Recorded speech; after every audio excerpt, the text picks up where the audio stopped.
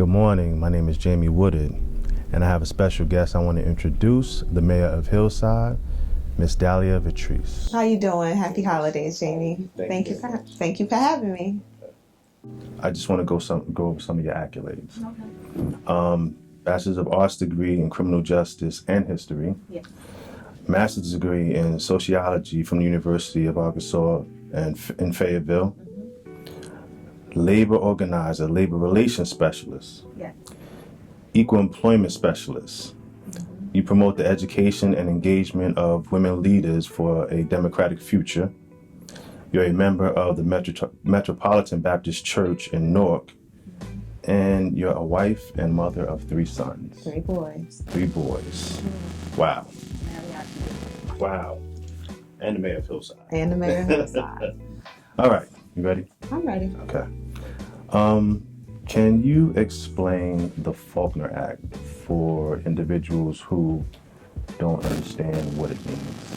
Well, I think first we need to understand that it's not our fault that we don't know that different forms of government exist at the state and local levels. Because when we go through our formal education, we only learn about checks and balances and what the history books tell us. We don't really talk about how local politics really does run your everyday life, and the people actually choose which type of government they want by what is called referendum. You have to have initiative and then a referendum, even on the local level. A lot of that history requires us to understand why a place like Hillside chose to elect their Faulkner Act. If you understand anything about the civil rights movement, particularly in the North, you will understand that there were different groups of people who were not represented or underrepresented in their individual cities and towns. And Hillside was one of them. We have a very sad history of race discrimination, segregation. I've heard stories from people of color who held elected positions and their difficulties in just trying to get the kids in the black school, the quote unquote black school books. And this was during the 1980s. You have stories even like in Plainfield where there were bitter struggles over whether black people could even use the community pool. Right. And so with a lot of the towns, especially in Union County, what they have is the committee form of government. And so, you have elected officials, but they're not really the people who are making the decisions for the town under that form of government. And that was Hillside's history. The person who used to make all of the decisions or telling the elected officials what to do was the Democratic chairperson.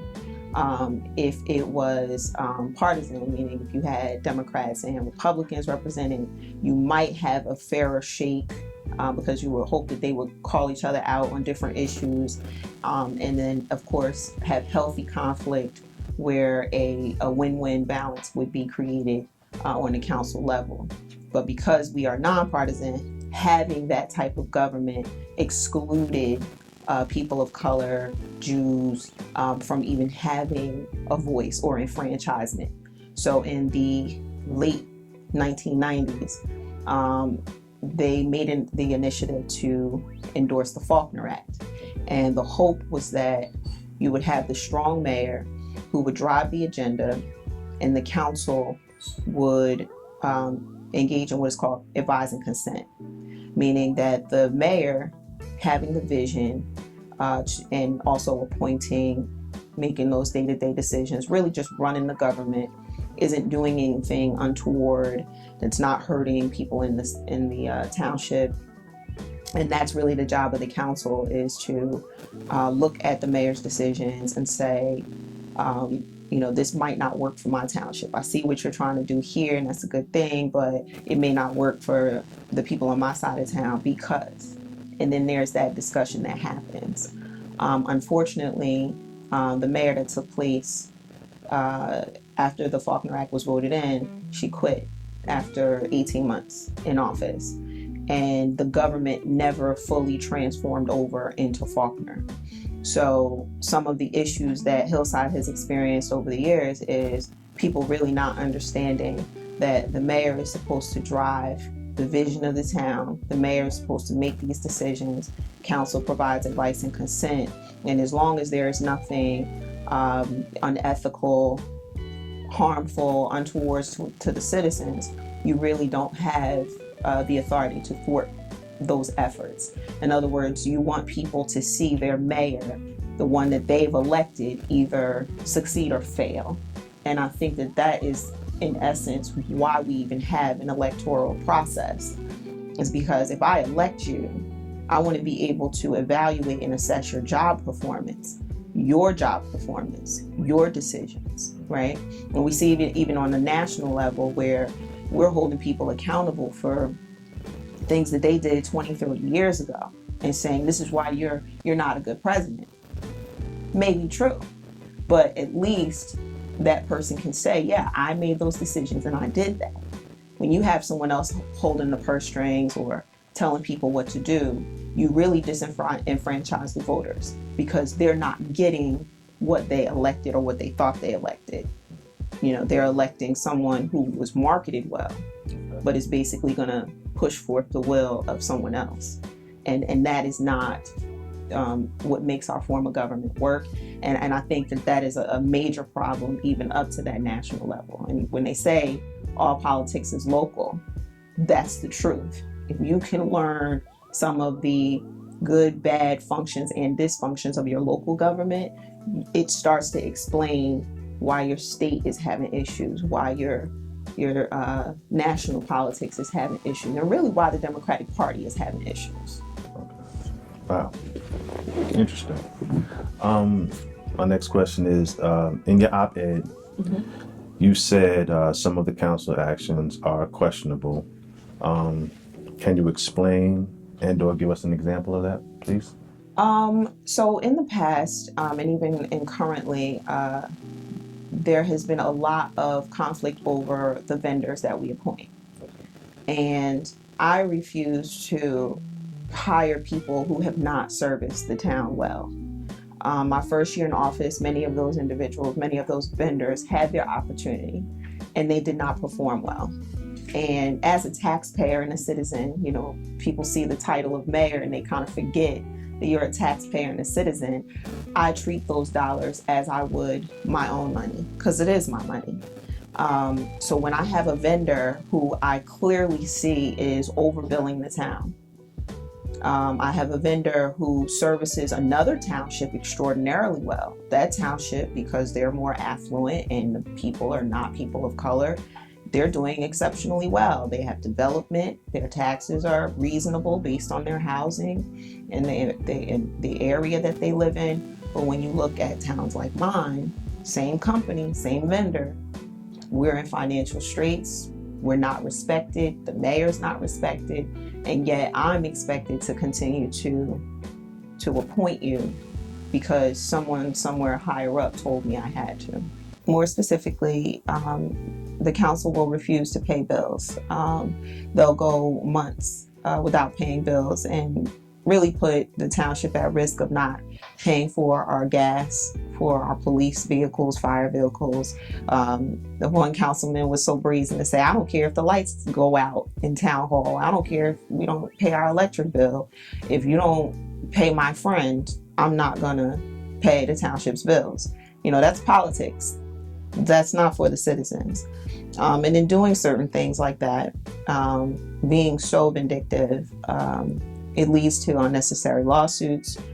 We have employees who have been unjustly terminated, and knowing that that person was unjustly terminated, they continue to pursue and do what they want to do, and have pretty much been obstructionists in my job performance. I'm just trying to do what is in my job description as the mayor, and unfortunately, the only people who wind up paying in the end is the taxpayers.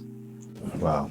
And so, and that's what's leading to the conflict with council, because many of them want to serve the Democratic Party and not the people.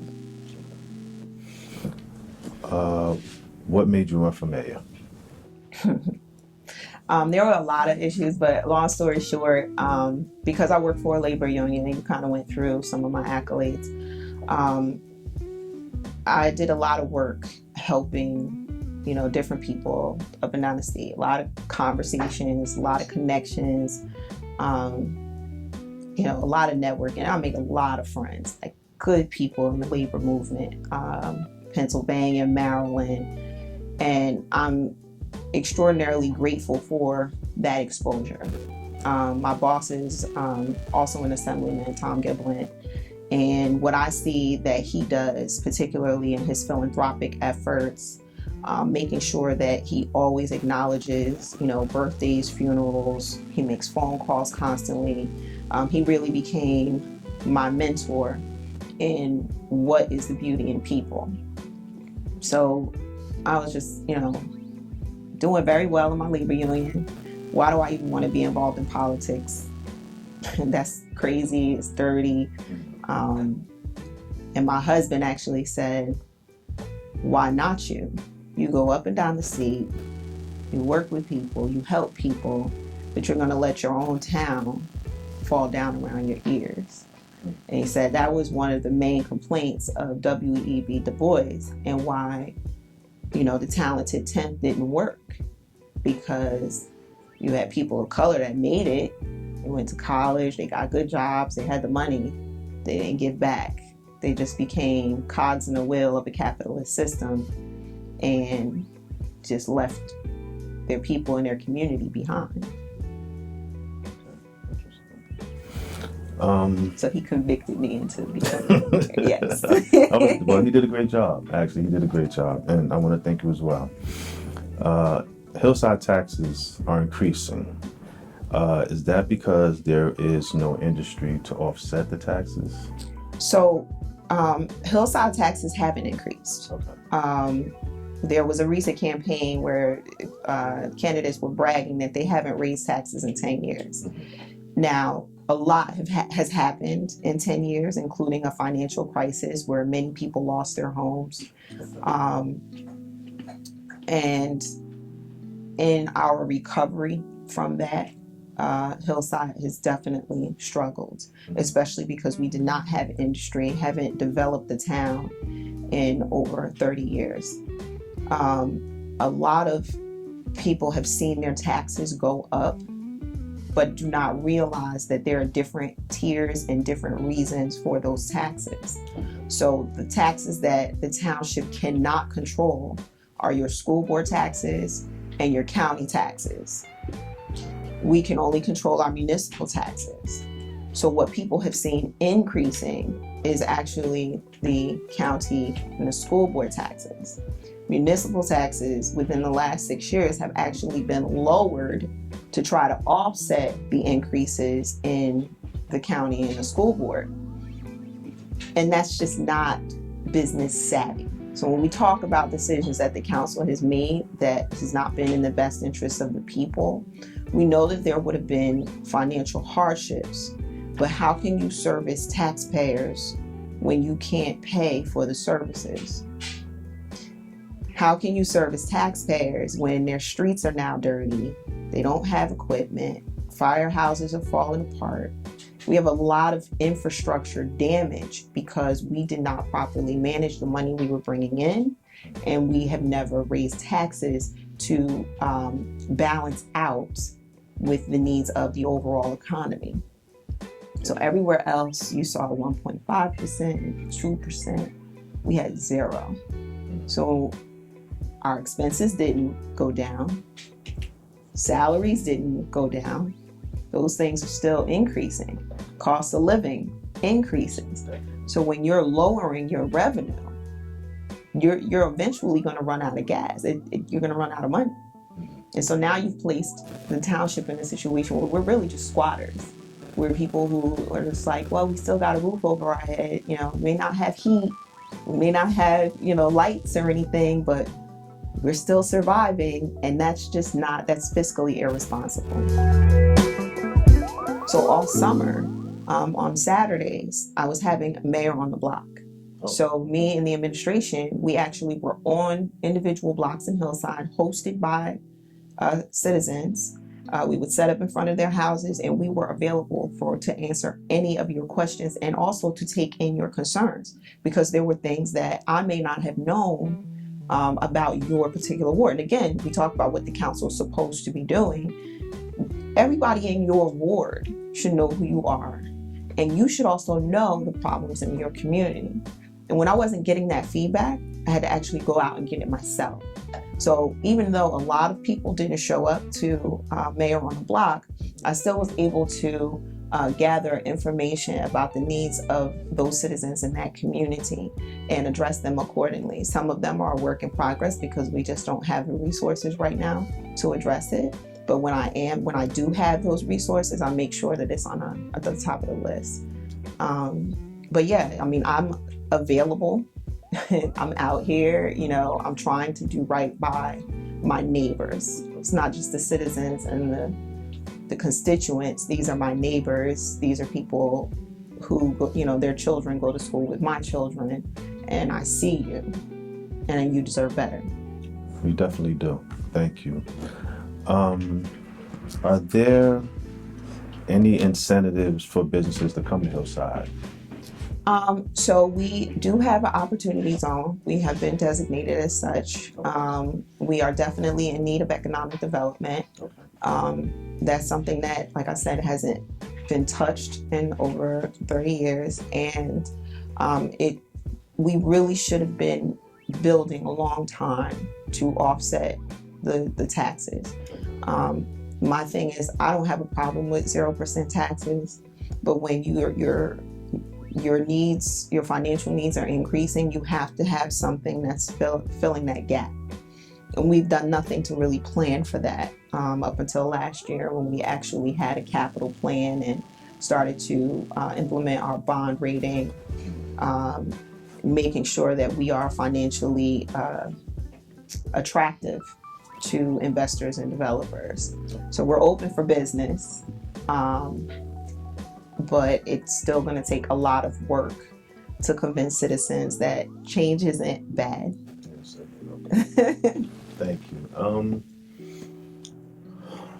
Where do you see Hillside going? And hopefully, when we sit down again in 2 years, we can have a better projection than what's going on now. I would like to see Hillside be financially solvent, of course. Balancing our books, having more clarity as to where our money has gone and where it should go, proper allocation of funds. We need cleaner streets. We need equipment. When I say 30-year equipment, that is, the truth is in the pudding. We just got our first street sweeper. In 30 years. So we in prior years, we had street sweepers that would break down every month and pay for those repairs. We probably paid more repairs than if we had just purchased a new street sweeper. So we finally got a brand new street sweeper.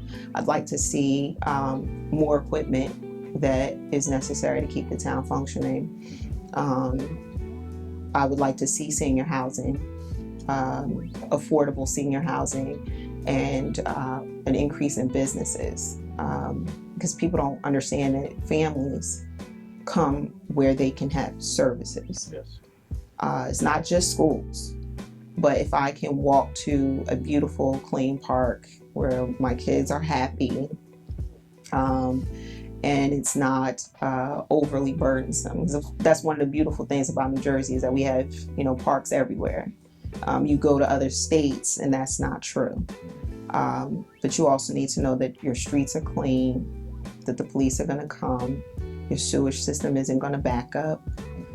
So rectifying a lot of those issues that have not been touched, I would like to see that happen in 2 years. Okay. And also, in a library. We are in desperate need of a beautiful, brand new big library, which is the community center for the 21st century. Yeah.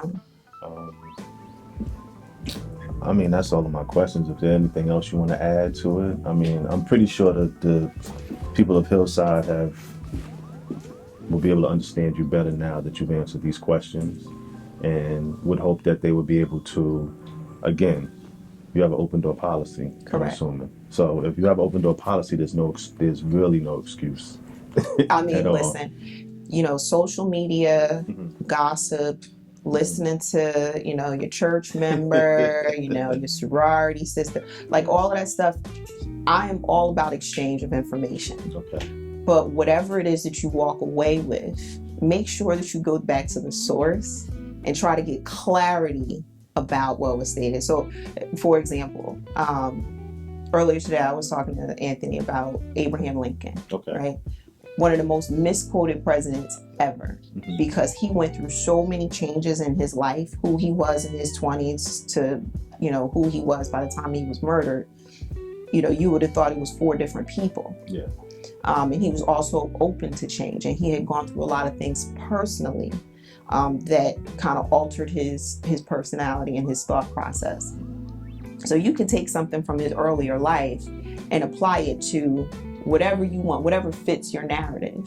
So it doesn't make it doesn't mean it wasn't true. It doesn't mean that he didn't say it, but it wasn't in the right context, and you didn't have all the information to make what you're trying to say about the quote adequate.